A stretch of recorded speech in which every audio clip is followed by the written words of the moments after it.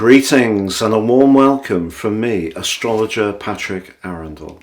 Today, in the latest of my deep dive videos, I'm going to explore the Capricorn full moon or buck moon, which occurs on the 3rd of July 2023.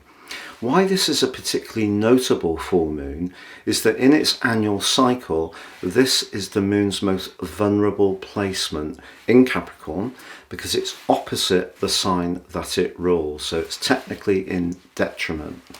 But we do have Jupiter, the planet of growth and optimism, angling very positively to both the sun and also to the moon. What does that tell us? Yet there are other players too that I need to share with you. But if you are new to my channel, thank you so much for joining us. This is very much a community. If you have any thoughts, please share them. I do try to interact with each one, and I'd be honoured if you would like, comment, share or subscribe. If you're a returning visitor, thank you so much for joining me once more. I'm going to go through what I feel a Capricorn full moon is about, then what this particular Capricorn full moon represents. I'm going to share with you the event chart from a solar perspective and also a Placidus perspective. It's really interesting because they're like mirror images of one another. And then I'm going to go on to share each of the 12 zodiac signs from Aries through to Pisces to give you a taste of what you can expect through the first 2 weeks of July. Now, if you've yet to get your free daily written horoscope fired to your device each morning, you can subscribe to this by clicking on the link beneath this video. Please do also check out my special offer on my natal reports. Your 12-month forecast and also your life roadmap have 30% off based on your time, date and place, totally unique to you. Don't know your time? I have a new chart, a solar chart, which is proving very popular and can give a lot of insights based on the sun's passage. I don't include an ascendant in that, which means it really does work if you like to think of your astrology in terms of your sun sign. Please see below for more. And of course, if you would like to have a one-to-one with me, please do check out my testimonials below. So this event, the Capricorn full moon or buck moon, occurs at 11 degrees and 18 minutes. Now, I've based my calculations on Greenwich and Universal Central Time, and it occurs at 11:38 a.m. on the screen. Now you can see where exactly it's occurring in all the major cities of the world. One of the first things I'd like to flag is that the sun is very close to the fixed star Alzir. Now Alzir is not a very positive influence at all. It can be to do with downfalls, trouble, disgrace. We're seeing a lot of public figures having their affairs spread across the internet. So we just need to be aware of the potential for loss, particularly as because Jupiter, the planet of growth, optimism and positivity, is actually forging a really positive alliance with both the sun, a 60-degree sextile, and the moon, a 90-degree trine. Both of those are very enabling influences, which in a birth chart, if someone has Jupiter in those angles to the sun and the moon, it's going to be someone who has a big heart and a big appetite to help people for sure. But we just need to be aware that just because Jupiter is in the sign of everyday money, that this isn't necessarily going to be a solve-all for some of the challenges that we're facing, particularly around where we live, how we live there, and the cost of that accommodation. And one of the reasons for this is that Jupiter can bring us rewards over the next year, but because the nodal axis has been going across the 2nd and 8th houses over the last year and a half, that's really been pushing the big reset that's been developing. And when this event occurs, they're actually in a T-square with Pluto in the sign of Capricorn, like the moon. And obviously Capricorn's very much about keeping things very steady. It's very much about big institutions, traditionality. But it has seen, with Pluto going through Capricorn since 2008, almost such an obsession with making money and the extremes of capitalism, that in some ways the emotional needs that we have really got put to one side. So I think that this event can actually be some pushback on that. So though the moon is technically debilitated in Capricorn, it's opposite the sun, and it's asking us to get our work-life balance better ordered, because the sun and Mercury in Cancer are seeing us wanting to be more protective, more nurturing. I think the moon in Capricorn, which is very serious, finds it much more difficult to show its more nurturing instincts. I feel actually what it's asking us to do is try to make sense of this big readjustment that's going on. Now, we can, with the moon in Capricorn, obviously be much more conscious of responsibilities. And also, if we're in a job which we don't really enjoy, but it brings in the money for our home lives, perhaps we find ourselves in a crunch situation where some kind of putting up with something that we're not really enjoying could create a crisis. So Jupiter, I feel, rather than seeing this as being a financial uplift in its application to this event, I think it's more about seeing Jupiter in terms of its philosophical benefits. So I think we can start to rethink our approach to our need for security, but also our need for a certain amount of materialism threaded through that security. So that materialism coming from the energies of Capricorn. So one of the things we can do, of course, on a full moon is try to deal with anything that comes to the surface. And even if this can be uncomfortable, if we do that, we're giving ourselves a chance to reorientate our direction. The Cancer new moon, which occurred last year, was on the 29th of June. So perhaps this is a crisis point for anything we set in motion then that hasn't worked out quite so well. Now, one of the areas that I think this full moon really speaks to is the cost of accommodation, whether it's rentals or mortgage costs, because the sun goes on to oppose, along with Mercury, the very powerful energies of Pluto. In the case of the sun, it's in week 3 of July. And if you'd like to check out my in-depth July astrology overview and also your in-depth monthly zodiac forecast, please see the links below for more. But I feel that what we can do with this particular phase that we're in is to accept that some kind of big readjustment is really in motion, and we're not really going to benefit from trying to resist it. Very Plutonian, particularly because it's in a T-square with the nodes, which are coming to the very end of their journey across the 2nd and 8th house axis in the signs of Taurus and Scorpio. So they're approaching on the 17th of July from the true node viewpoint. They're moving into the axis of Aries and Libra. But I don't think the big reset is going to be achieved in one leap. And that's where this moon could in some ways be uncomfortable, despite the fact that Jupiter has, on the face of it, such a benevolent impact upon it. So we also have Uranus, the planet of disruption, in the sign of Taurus, the sign of everyday money. And we know that since it applied to the Taurus lunar eclipse on the 8th of November, which also took in the nodes, but also clashed with Saturn, that's when the mischief really started to develop in terms of increased interest rates and the pressure on governmental borrowing, because basically too many deals had been done when interest rates were very low that then became unserviceable. So that's caused a huge slowdown. It's not just in the Western world. I was reading earlier about how the Chinese economy is taking an absolute tanking, and we tend to think that the Chinese economy is very dynamic, but they have youth unemployment of 22% at the moment. So, and their property market is in crisis as well.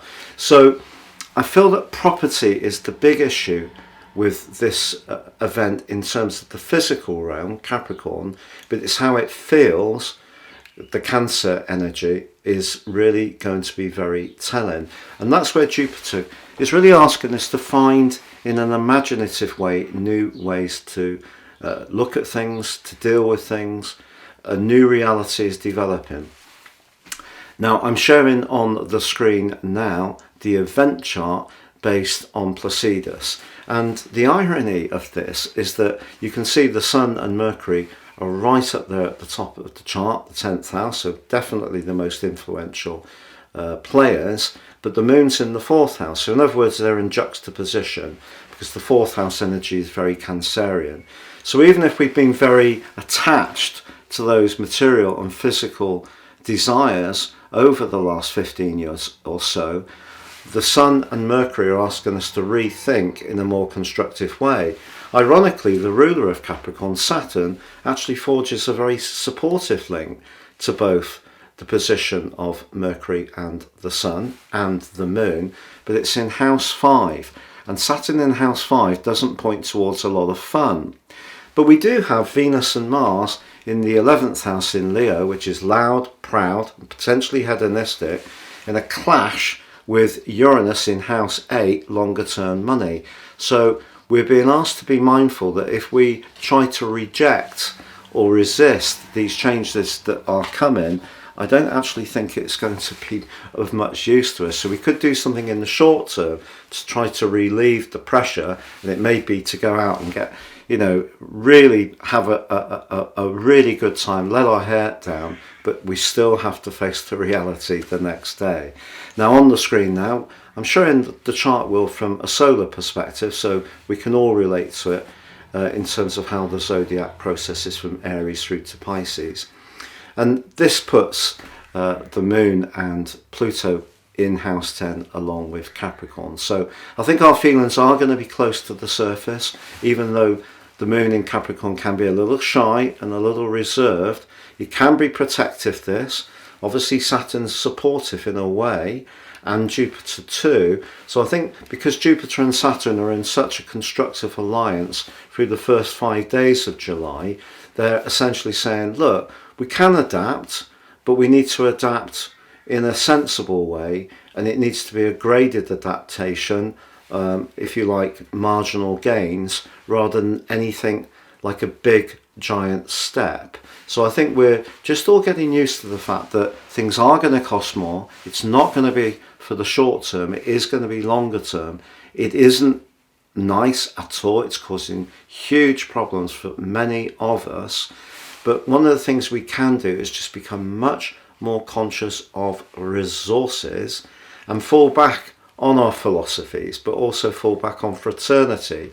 And fraternity comes most of all from the people we're close to, and that's governed by the Moon. So respecting the people that have been very steady players in our world is part of the message of this full moon, but it's also understanding that if there are people who are not very nurturing or not very invested in how we feel about our situations, that's going to become something that becomes less and less acceptable for us all.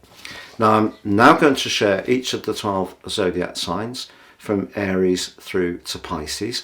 But if you would like to expand your knowledge of astrology and grow hugely beyond zodiac sign horoscopes, if you give me 3 pieces of your personal birth data, of time, date and place of birth, I can produce for you your 12-month forecast, totally unique to you, but also your life roadmap report, which will help you to understand the patterns that have dominated throughout your life and work with them in a more succinct way. If you don't know your time, my solar package based on the sun, on just the date and the place, is proving very popular with those people who've never known their time of birth. Please see below for more. There's 30% off. But now please stay with me for your zodiac forecast. So Aries, we need to be really conscious of the impact of your ruler Mars. Mars at 25 degrees and 45 minutes in Leo is really pushing you to strut your stuff. But this is a very serious full moon, and it's a full moon that just trying to deflect some of the realities that we're all trying to grapple with could be something that gives you some kind of short-term fix, and it could make you impulsive in its angle to Uranus for sure, and also rather rebellious if you feel penned in and feel that someone's being too demanding in terms of their terms and conditions of how you should lead your life. You may find yourself really wanting to embrace some rock and roll lifestyle. However, if your situation around where you're living or family affairs is a little bit out of kilter, don't underestimate the sparkle that your personality can bring to situations, and that actually can be very disarming if there is something serious that you do need to discuss. But I think developing your interests or embracing the creative side of your nature is a great way to try to deal with any stresses and strains that may be going on. And if you do have children, I think that their pursuits and interests are going to be something that you really can find yourself excited by over the next 2 weeks. Now, Taurus, for you, the axis of this particular event goes across the 3rd, the Sun and Mercury, and 9th houses, the position of the Moon and Pluto. So this is about how we think and how we express ourselves. The 3rd house are everyday, immediate thoughts and conversations. The 9th house is much more to do with philosophy, but it can be to do with freedom. So the fact that Pluto has been making its way, apart from those recent 11 weeks in Aquarius, through your sector of expansion and knowledge for the last 15 years, suggests you have really sort of gained some fresh and developing insights. Uranus has been helping as well, and Uranus on this event in your sign is in a tense right angle to Mars and Venus, your ruler. So it's possible that you could have some quite intense and even potentially fractious conversations with someone in your family, or a matter related to a property situation. So if there is a sense of frustration that things aren't heading in the direction that you need, or the information that you're requesting isn't being sent, or you're trying to get in contact with certain players, positions who can in positions that can influence your situation, and not reacting to your communications in the way that you need, your sense of frustration and futility even could be very overwhelming, with Uranus squaring up to Mars in particular, and it could see you very outspoken. You do have that reputation of being, very once stirred, because you can often be very, very steady and, and absorb quite a lot of different stresses and strains. But I feel that if you're pushed beyond what you feel is fair, you can react in a much more assertive way.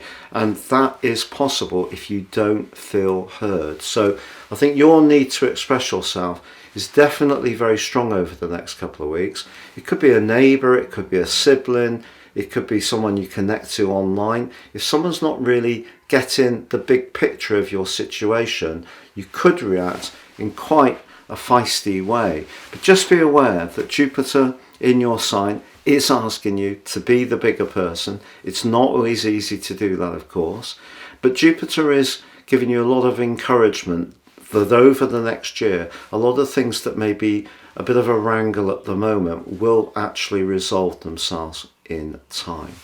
Gemini, for you, this particular lunation goes across your 2nd and 8th houses. The 2nd house is everyday money, and that's where your ruler Mercury is. So you may find yourself, wanting to indulge and enjoy some good things. But the moon's in house 8, which is about longer term finances. So that's asking you to think about things like wills, legacies, investments, property matters, but also if you're in business, the direction of travel around any enterprises you're involved with, and particularly if you're in any kind of partnership, because the 8th house can be very important to where we're most closely invested emotionally or financially.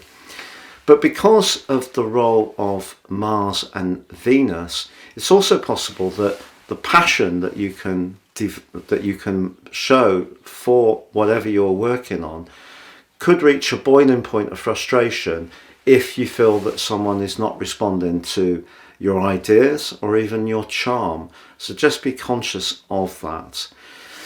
Now, Cancer, for you, this event could see a challenge to your desire to focus on what's really important to you. So there may be someone who feels, particularly since last June the 29th, that your focus on your own plans and strands is being so single-minded that they feel in some way a little bit pushed out.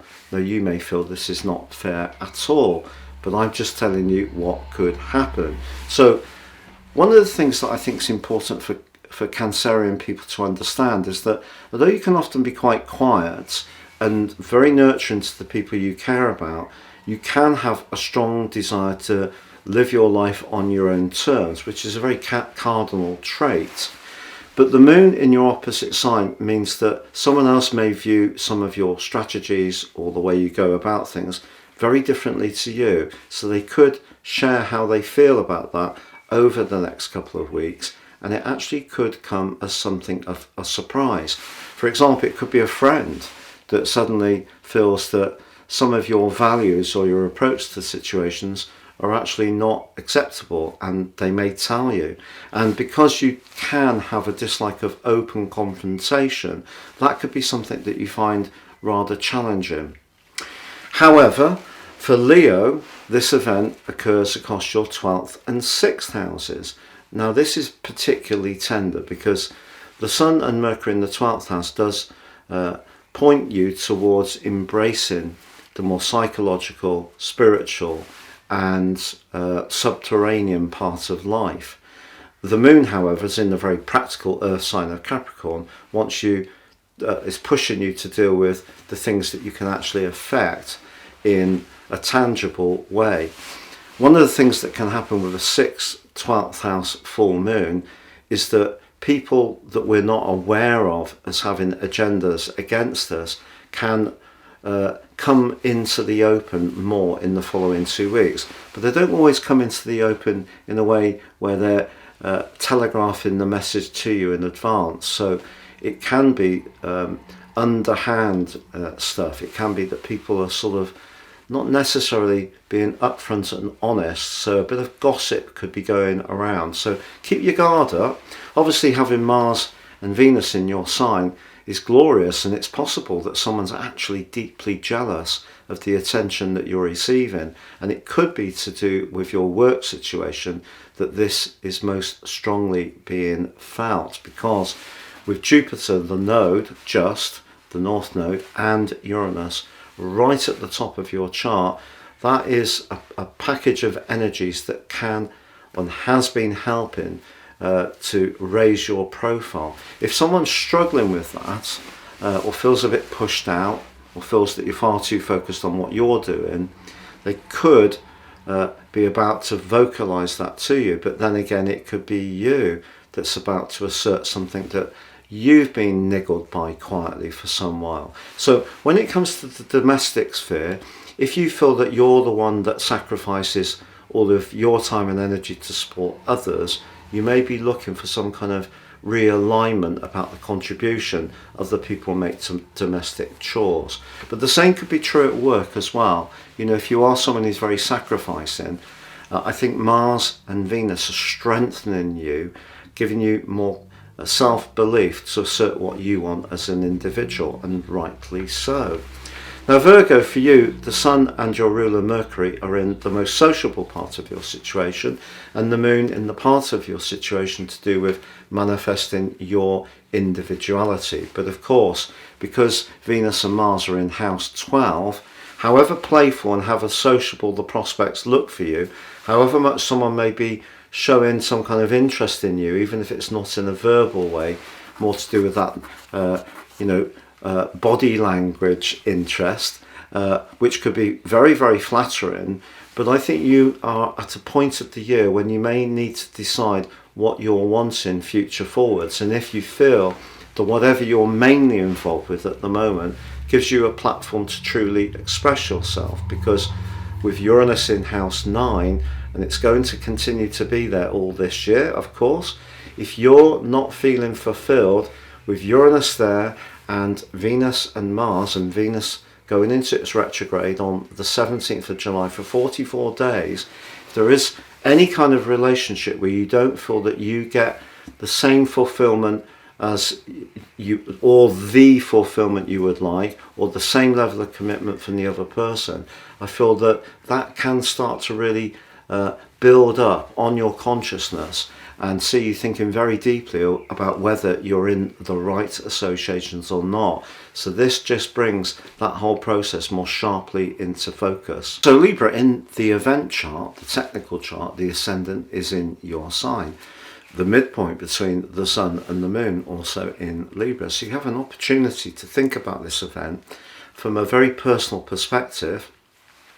And also the part of fortune is right on the 7th house cusp. So it suggests that the way you connect to people, always a big part of your life story, can actually have some real opportunities over the next couple of weeks. Perhaps it's all about your connection to the wider world, because with the sun and Mercury in an elevated location, this is your chance to impress people with your ability to manage things. You're a cardinal sign, so that often does come naturally to you. But of course, you can be indecisive at times if you're not quite so sure.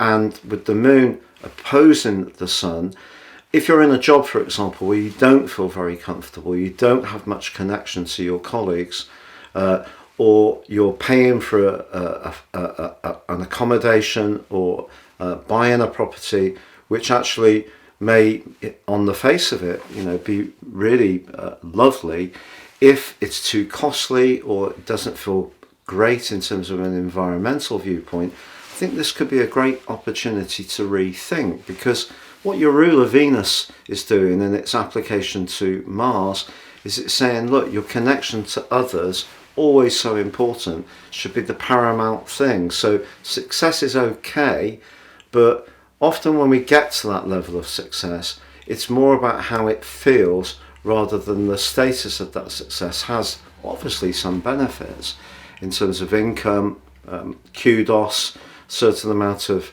professional pride, but it's how things feel. So whatever your role is in life at the moment, examine how that feels over the next couple of weeks, because if it doesn't feel so good, the prompt is to change it.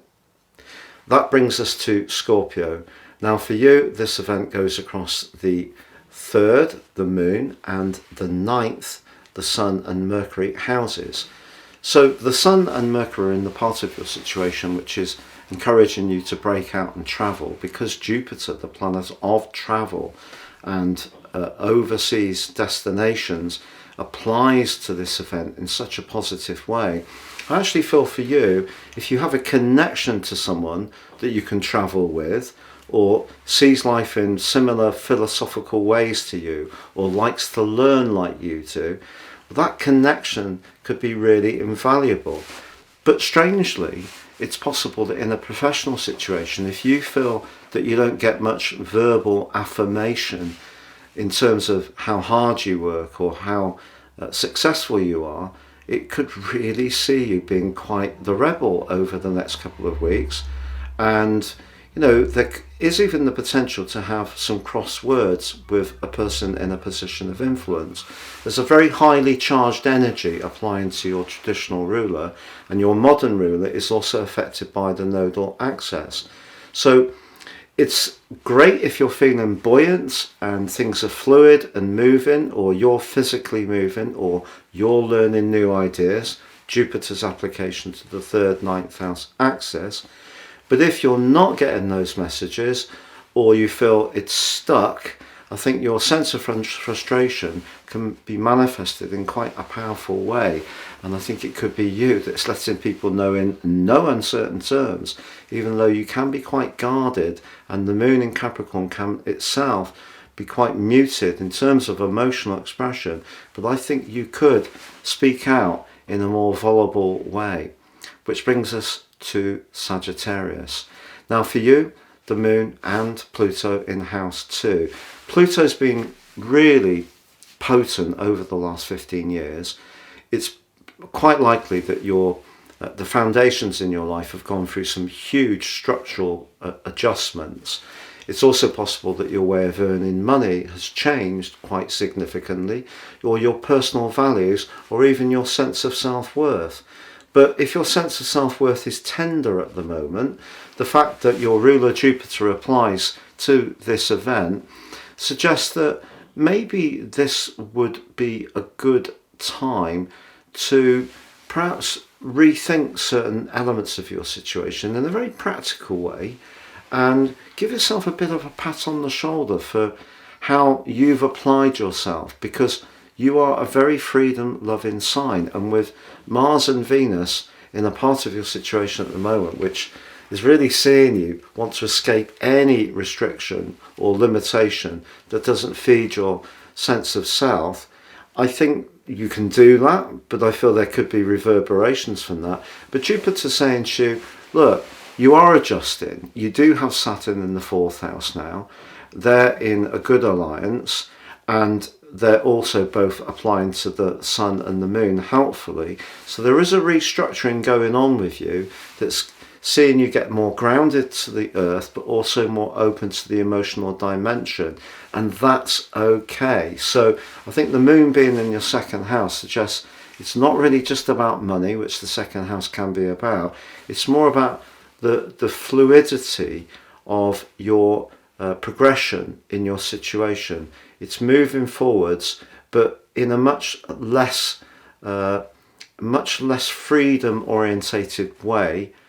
If you're settled, if you're unsettled, I think you could really push back over the next couple of weeks any overtures to try to take on some kind of role or situation which would provide you with that grounded energy. So it's a bit of a dichotomy with you. You're either in on working with the being more grounded emotional stuff, or you're out doing your own thing if you're going to reject that for the moment. Capricorn, for you, obviously the moon is in your own sign.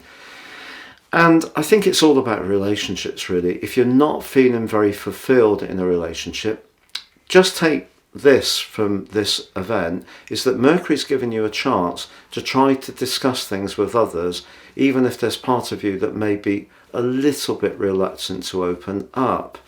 Also, because Jupiter is in a fun part of your situation, it doesn't mean to say that if you need to have a serious conversation that you can't actually provide some uplift in it by perhaps being a bit jokey, but you can still make a serious point.